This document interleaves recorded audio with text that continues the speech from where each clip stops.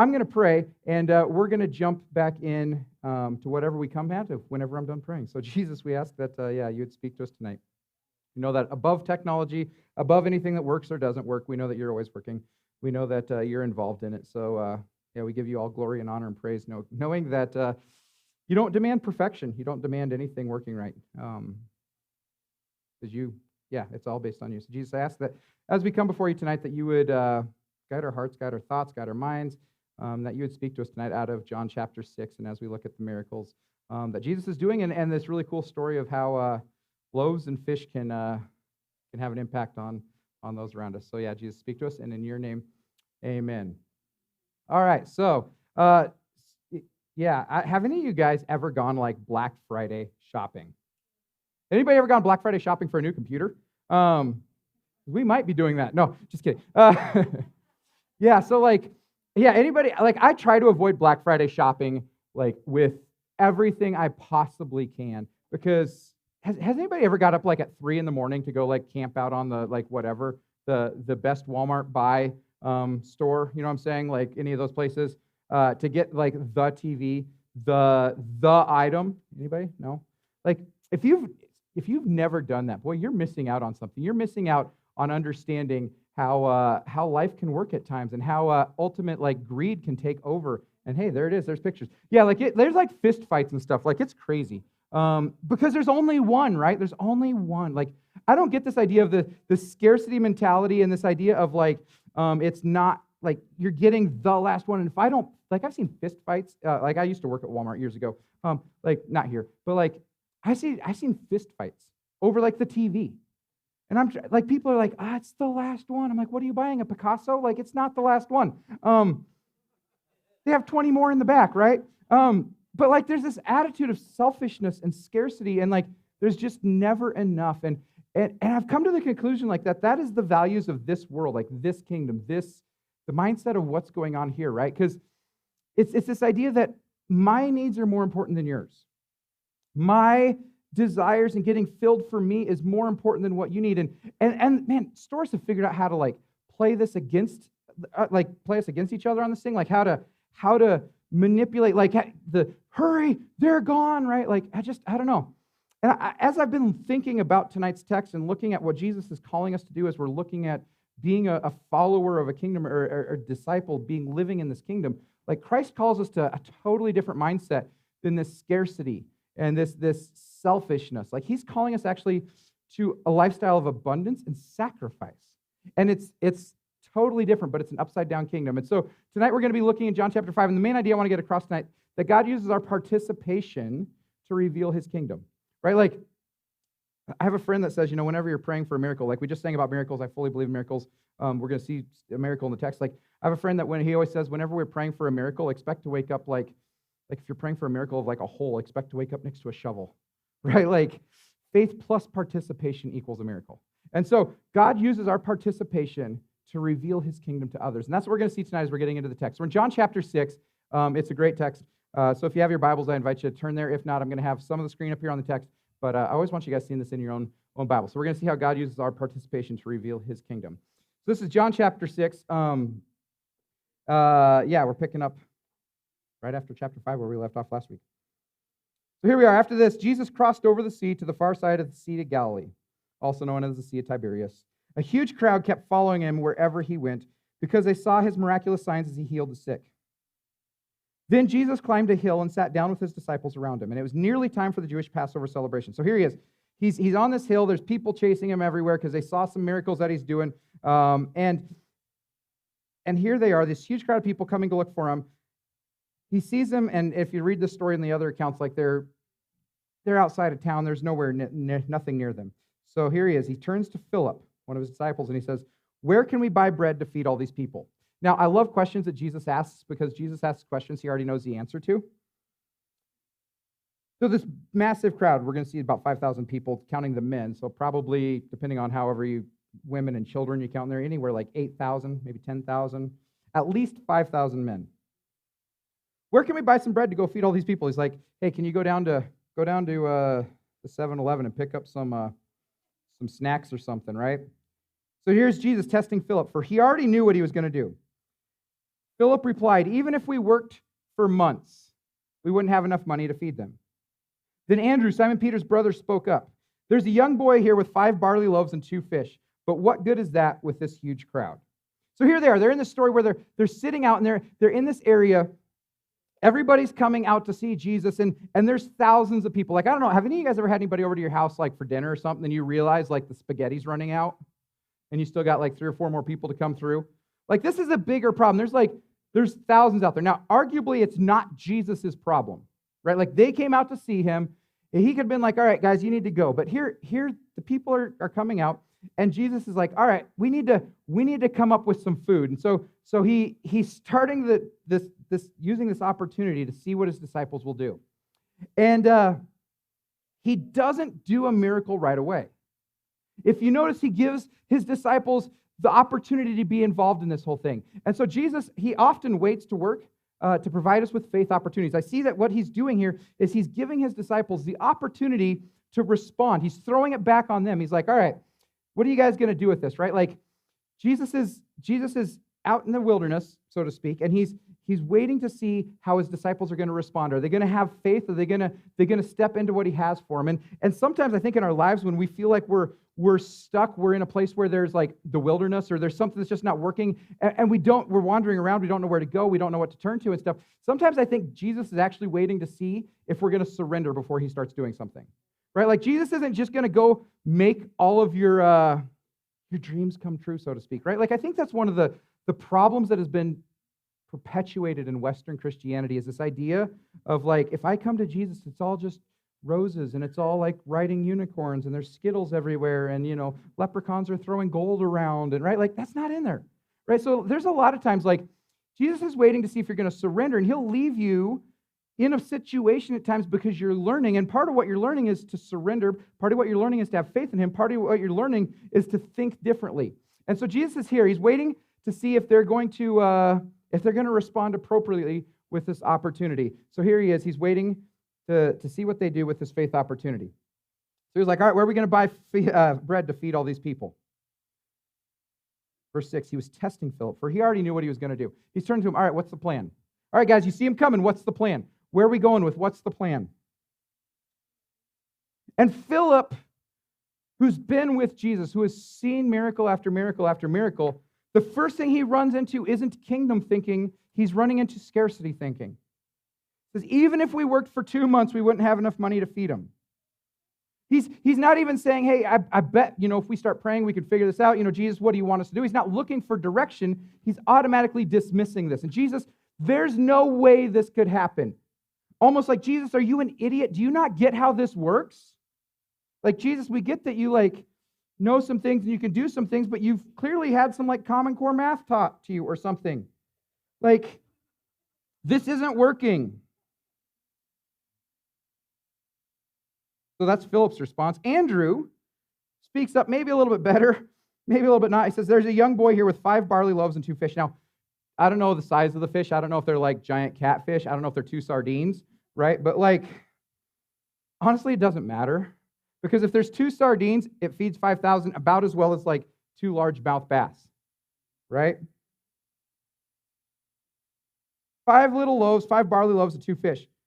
But what's that? What good's that got to do with this? Like, yeah, how's that going to help this huge crowd, right? Like, Jesus, we don't have enough time to go earn the money. We don't have enough money to give. We don't have enough money to buy. We don't have resources to do it. We can't get there. In fact, all we can scrounge up is we can find some little kid that we can, like, maybe bum some stuff off of him. And I don't know if this kid's, like, willing. I don't know if this kid's, like, getting picked on by the schoolyard bullies. Like, hey, give me your quarters. Give me your lunch money, kid, right? Like, to some extent, don't you think, like, if you're this kid in this situation, you're like, do you not get that, like, this is my lunch? Like, what are you going to do? Give it, like, not only will I not get fed, they're not going to get fed. Like, this is clearly a stupid plan. And so, yeah, like, this is clearly not working. And so why would you want the fish and the loaves? It's too little. Jesus, like, we can come up with something, but it's not enough. And, like, I don't know about you, but sometimes I find myself, like, thinking, like, I'm not enough. Like, I can't do this. Like, Jesus, what I can bring to the mission is way too little. Jesus, I don't have enough talent. Jesus, I don't have enough ability. Jesus, I don't have enough time in my day. Jesus, I don't have enough. I'm too little. Right? Like, and I've noticed, like, I start coming along with like Simon Peter, right, or Andrew right here, Peter's brother, like with the same mentality. Like, maybe I can scrounge up some stuff, but Jesus, this is not near enough.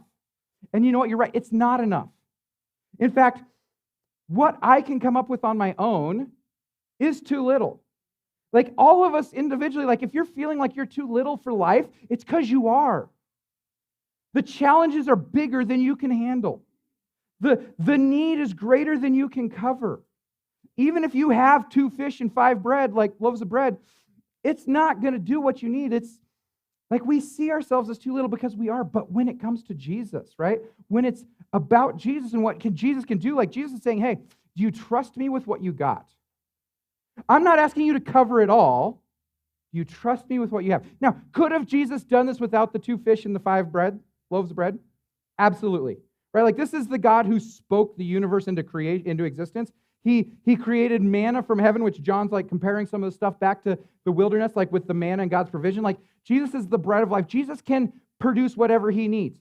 He doesn't need the 5 loaves and the 2 fish. But he's giving the kid an opportunity for obedience. He's giving the disciples an opportunity for faith. He's giving an opportunity for participation. Right? Like, to think that we can add nothing to no value to the mission of the kingdom is actually a lie. It's like, no, you can't add it on your own. But when we surrender to Jesus what we're adding, and then Jesus takes it, like it's his glory, his plan, he's the one doing the work, but he does involve us. And that's the beauty of the gospel, is like Jesus gives us an opportunity to say yes and to step in.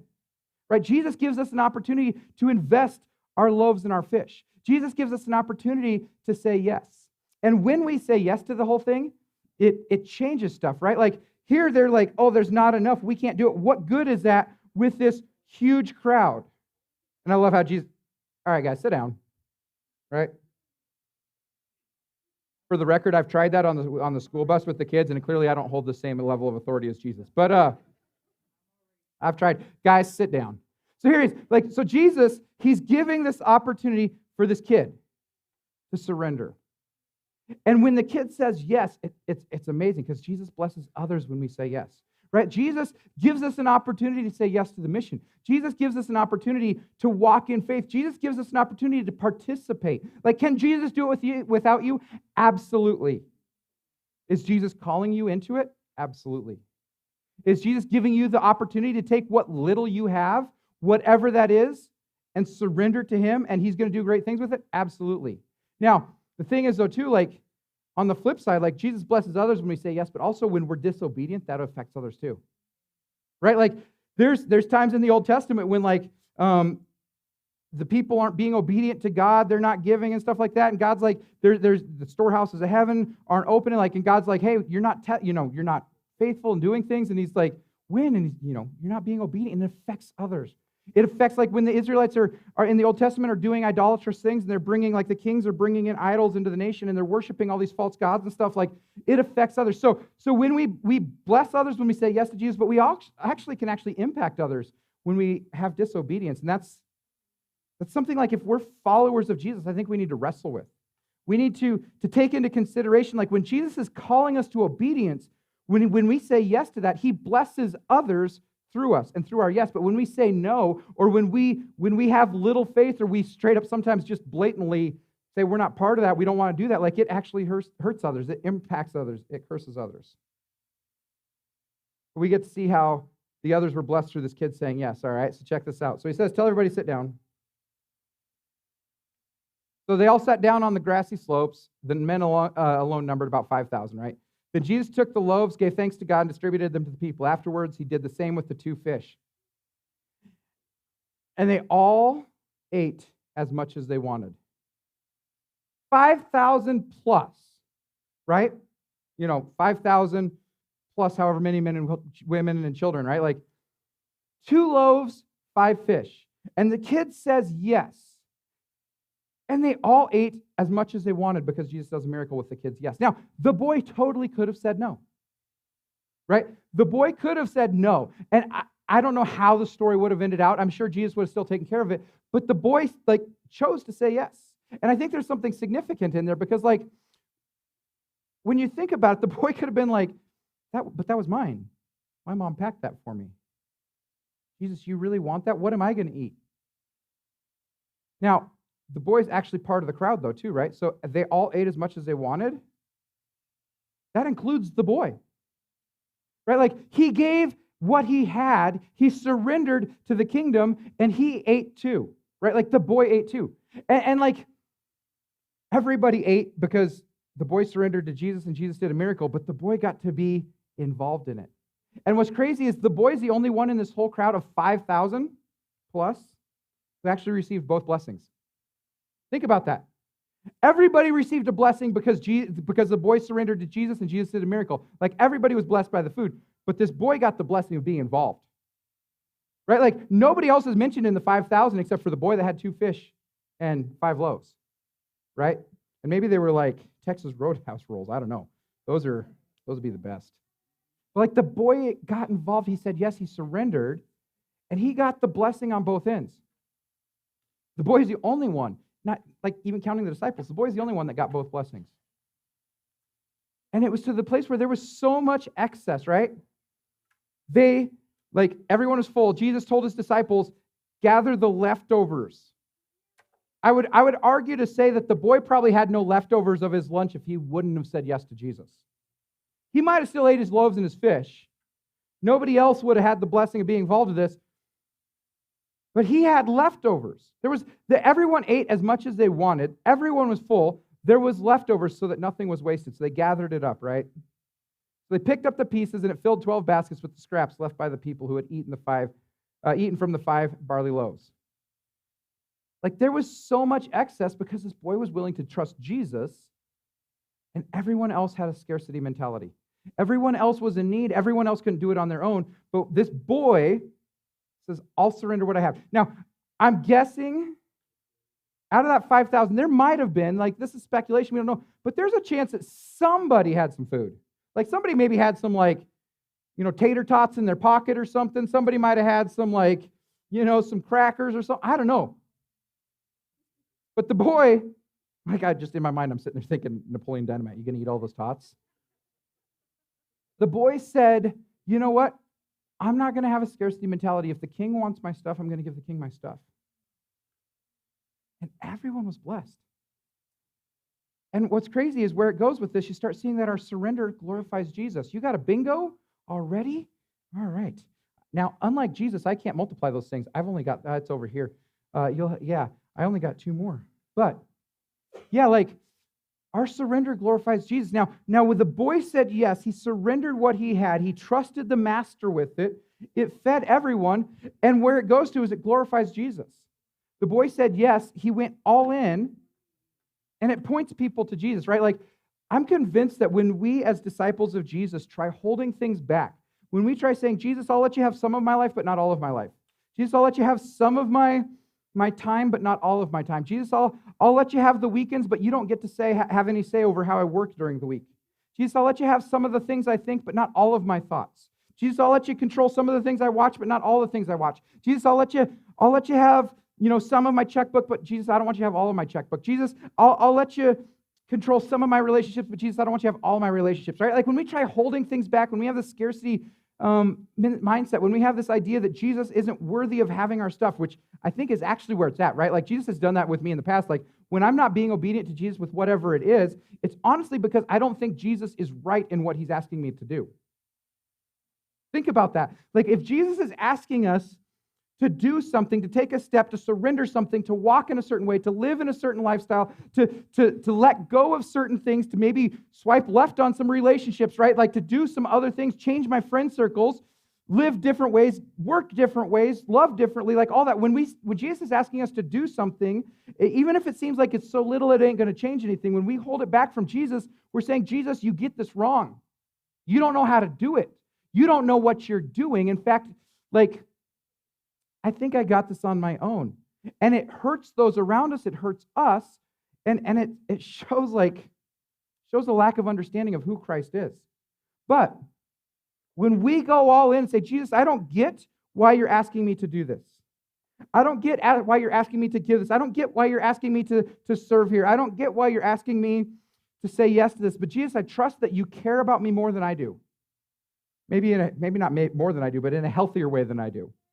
Jesus, I trust that you have something ultimately good for me, and it's gonna be scary. It's gonna be like I'm sure this kid was terrified he wasn't gonna get to eat, right? Like if you got your 5 tater tots and you see 5,000 people coming up to the food line, you ain't getting tater tots, right? Like I'm sure that kid was scared, but when he surrendered, he went all in on it. It pointed people to Jesus. It glorified the fact that Jesus could change things, that the kingdom works different than a scarcity mindset.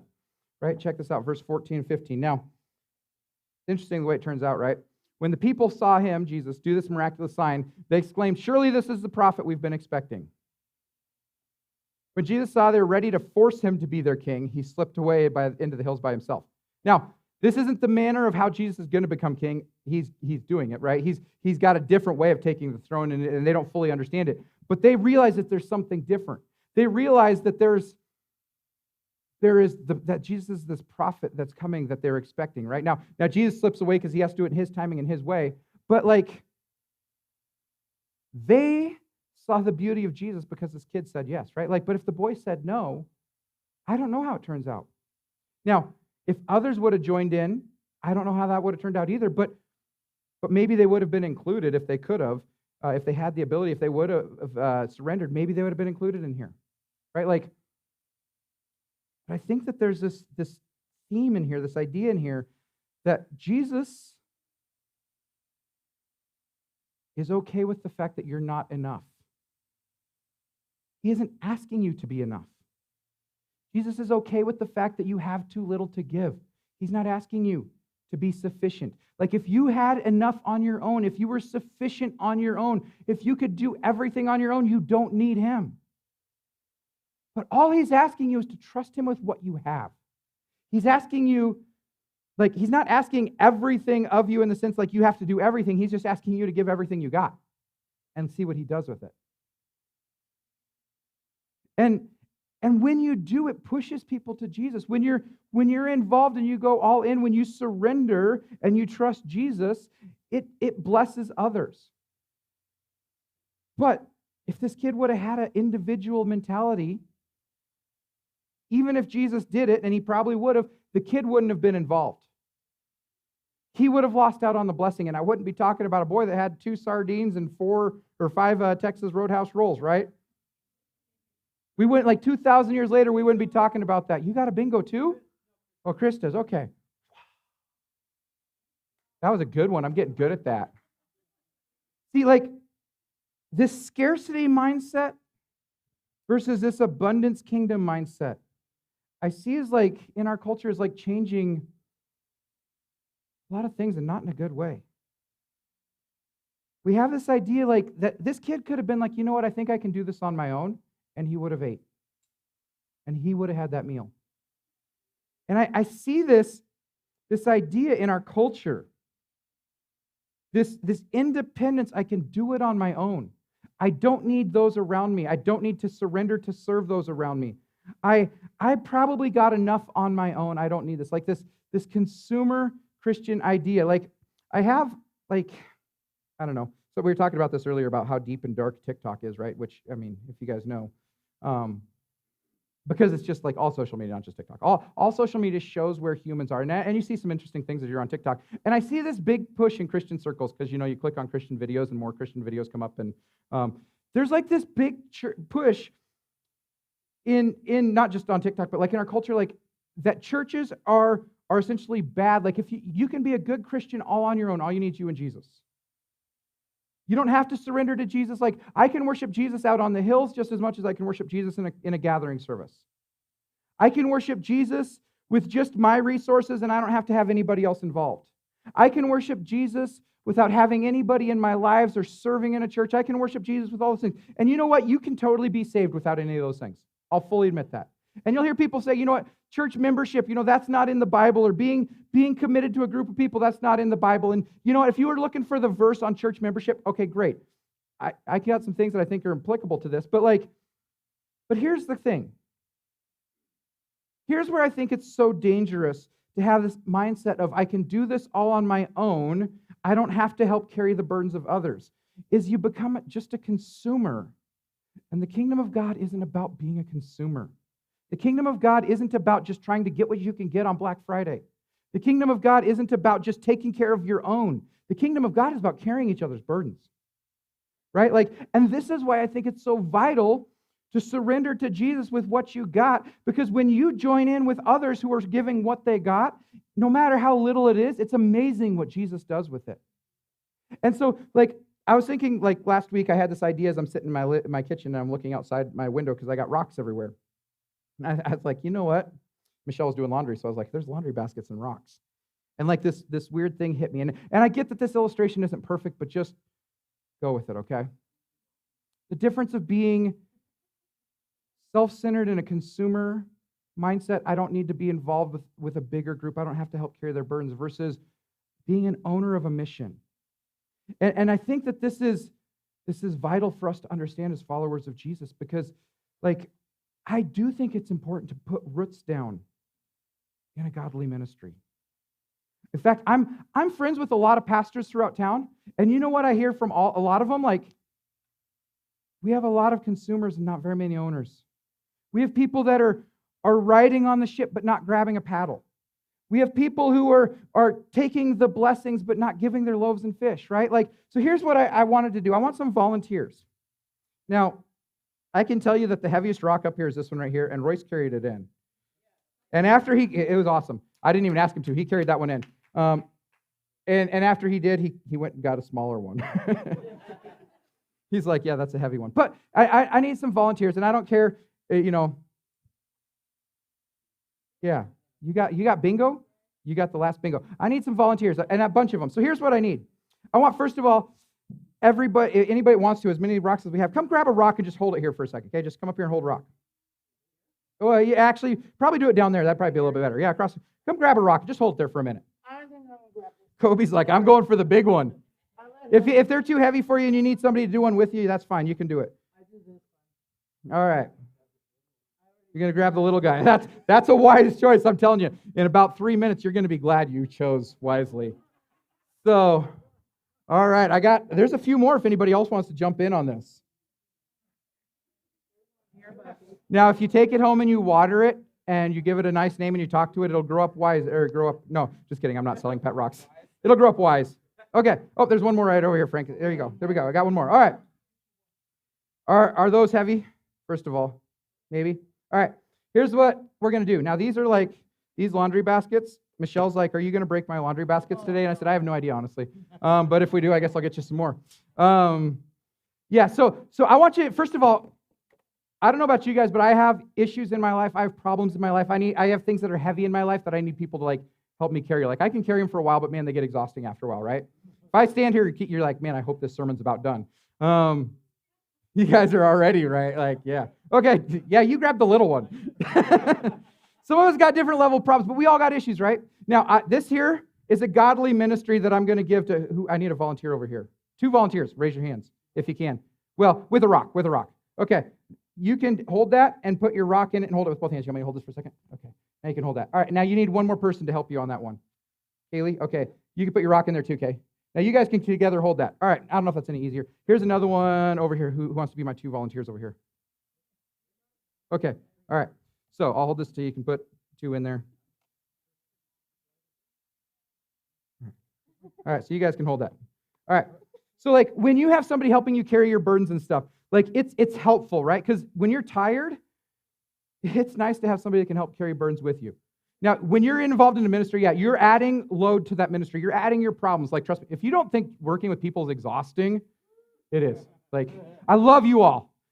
And people tell me I'm exhausting. We're all like that way. We're creating the image of God. It's awesome. But yeah, when we're together working and we're surrendering what we got, but we're helping carry. Trinidad's I got this with one hand over there. I love that. Way to flex. He's ready to go. He's helped holding the load over there. All right, so here's what I need. 4 or 5 of you guys to go over there with your rock for a second. Just go stand over there for a second. We'll get to you in a minute. Not all of you, just 5. Okay, there we go. There we go. All right, everybody else over here. Okay, now here's what I need you guys So here's what's going on here, okay? This is over here a really good ministry, and they're doing great things, and they're serving Jesus. They're taking the little they got, and they're surrendering to Jesus. Jesus is doing awesome things. Over here's another really great ministry, and they're doing great things. There's people involved with their load and their stuff, but together they're carrying the load, and they're doing great things. They're doing awesome ministry work. Now there's people that aren't necessarily involved in either one yet. But here's what I want you guys to do. I want you to just pick one. It doesn't matter, okay? I want you to just go set your rock in there for about 5 seconds. And then after 5 seconds, I want you to pick your rock up and go put it in the other basket. Count 5 seconds, and then go pick your rock up and put it in the other basket. Everybody, go. So, all right, don't hold the basket. Just kind of put it in there. 5 seconds. And then go put it in the other one.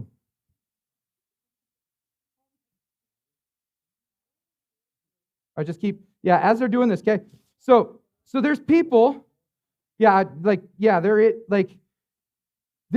getting their stuff offloaded for a while. They're getting help. They're getting assistance with their loads. But after a while, I bet those that are holding the baskets would probably be a little tired. Now both of these groups are reaching out and they're bringing new people into the kingdom, and that's awesome. But I need new people from the kingdom to come and just start randomly putting stuff. No, don't stop. Don't stop. I didn't say stop. Keep going. Keep going. Keep going. Put your basket in there, rock in there for a few seconds. Count to 5 or so, and then, you don't hold it. You put it in a basket, okay? Yeah. All right. You pick one and go put it in. All right. Now you guys, one at a time, just come pick it and join the group. Join the group doing this. All right. No. Just put the basket in. Count a few seconds. Put it in the other one. It's everybody's like, I see Kobe coming with that rock. All right. There's too many rocks out of the baskets. Too many rocks out of the baskets. If you set your rock in, then step back. Let somebody put their rock in. All right. Put if you have a rock in your hands, it needs to be in a basket, Royce. All right. How are you guys doing with the baskets? Are you getting a little tired? All right. Hey, Royce, now that you put your basket, why don't you help him hold that basket, Royce? Put your rock in there, but help him hold it. Okay. Yeah, help him hold that one. And somebody over here, Michelle, after you put your rock in there, why don't you help them hold that basket? Because they're getting tired. You can help hold that basket. Okay. Now,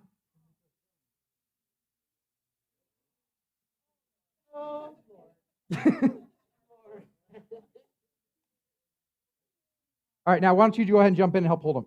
Just leave your rock in there and help them hold it. All right, you too, Mason. All right, Denver, when you're over here, you can put yours in there and help hold that basket. So here's the thing, as you get more people helping hold the baskets are they getting a little easier to hold? Because somebody can take a break probably and let off for a little bit. And somebody else can hold a little bit more. And then when they're tired, then they see Kobe coming with his big old rock again. They're like, all right, you guys can put the rocks back down. So if you want to take it home, you totally can too. Like I said, you can name it. If you did this long enough, you're probably going to get tired, right? Especially if you're the only ones holding the baskets. See,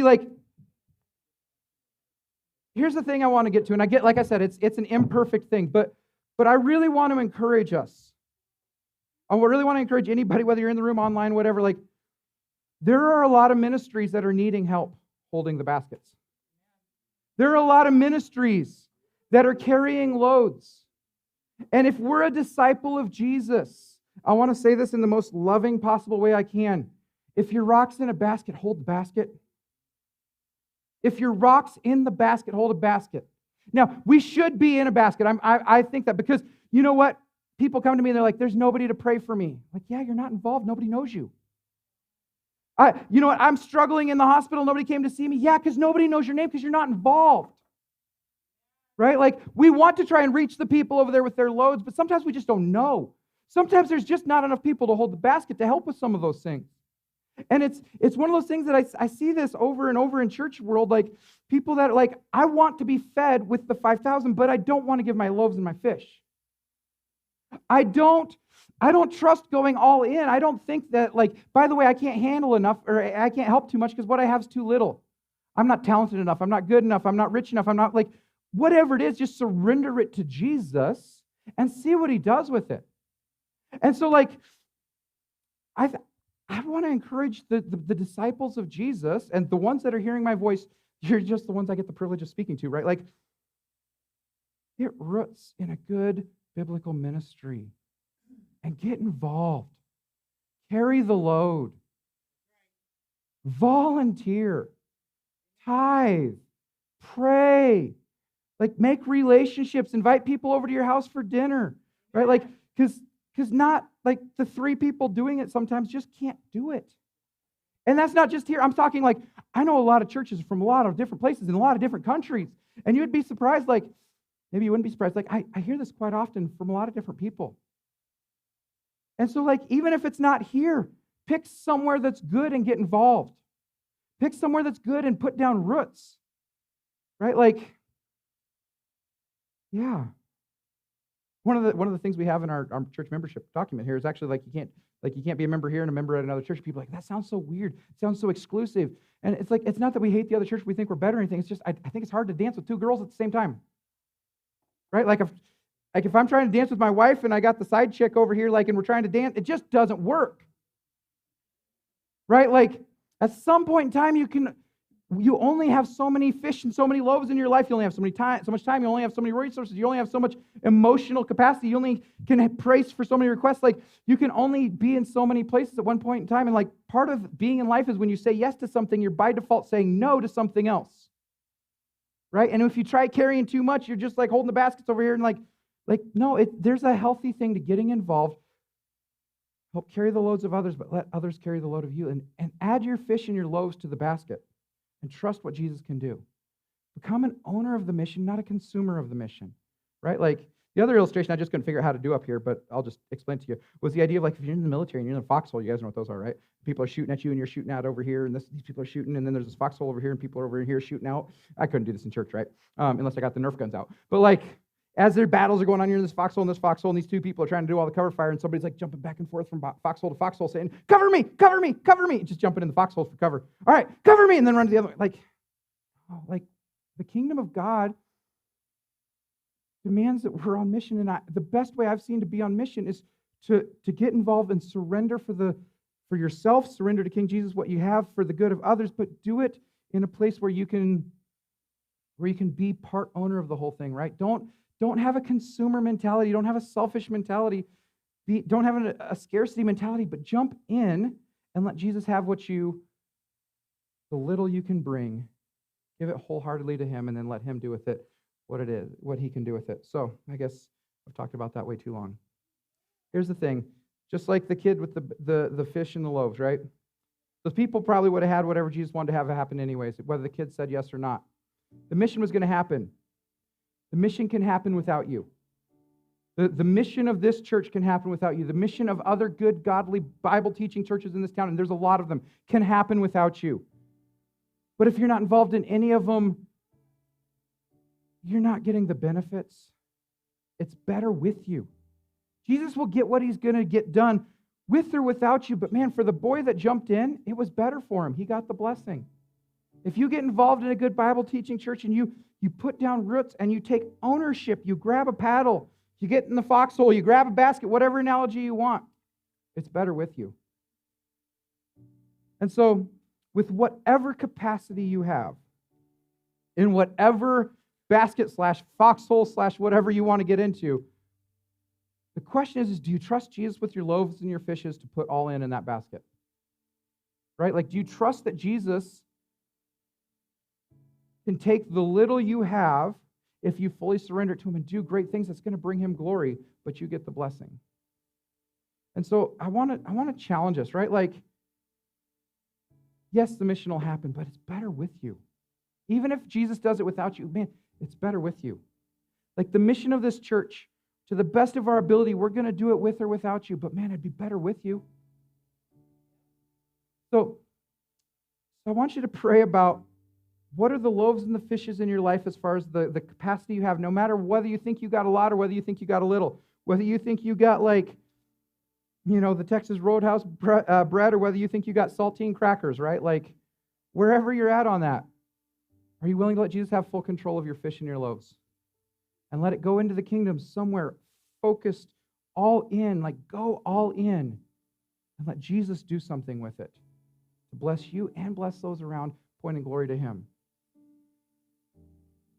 Or you can keep hoarding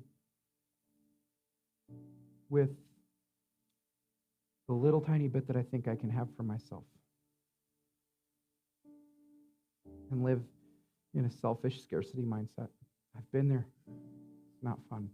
I still got to fight myself to not go back there, to trust that Jesus can handle it. But man, Jesus is worthy, and it brings him glory when we say yes and we go all in on it. Jesus, I ask that we would be disciples that follow wholeheartedly, that we don't hold anything back, that we reorient our lives in light of this grand mission.